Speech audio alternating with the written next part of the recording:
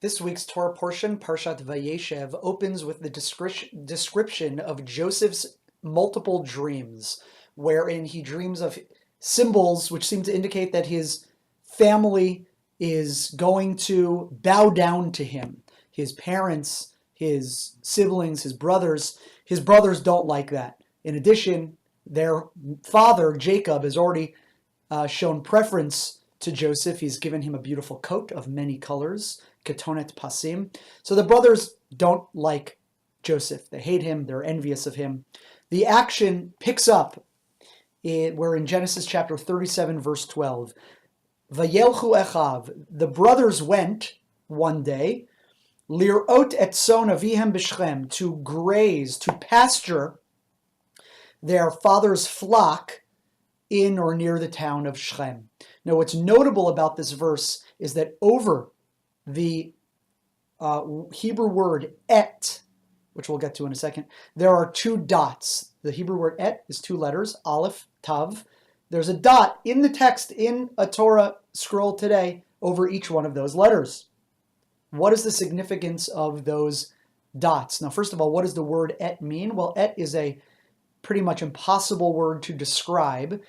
It doesn't have an English equivalent. It comes in biblical Hebrew sentences before the definite object in a verse. So here the three words we care about are lirot et son.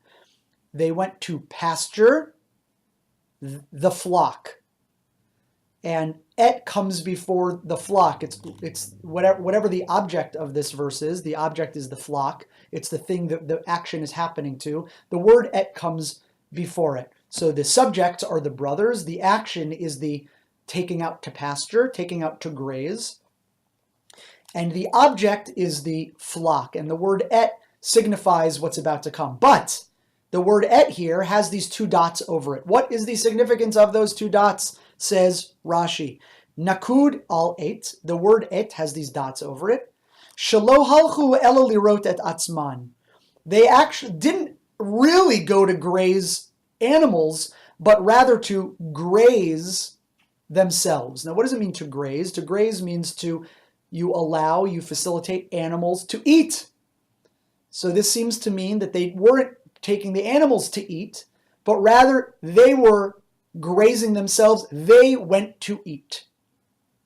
What's the significance of that? Why do we care about that?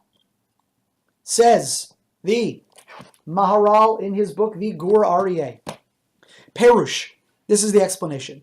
Ki leolam eit hu poel yotzei la'acher. The word eit always comes when an action is being done to something else, the object of the verse.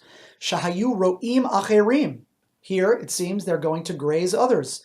V'nakud al eit shelo hayu ro'im zulatam rak atzmam.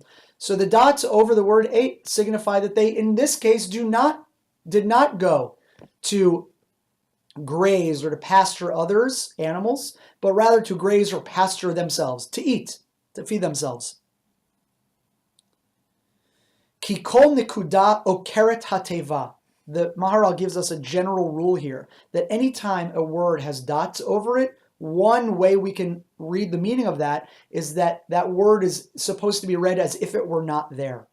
V'kan hanikuda okeret hateva. So to here, the dots, you can say nullify the word to say shelo hayu ro'im acherim, to indicate that they actually weren't going to this verb, this action that they were going to feed, graze, pasture others. No, it was just themselves. V'im tomar, im lo hayu ro'im acherim.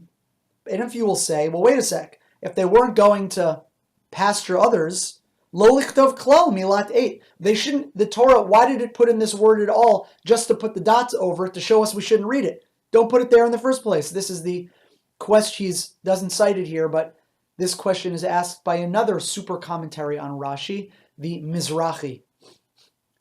The Maharal rejects this question.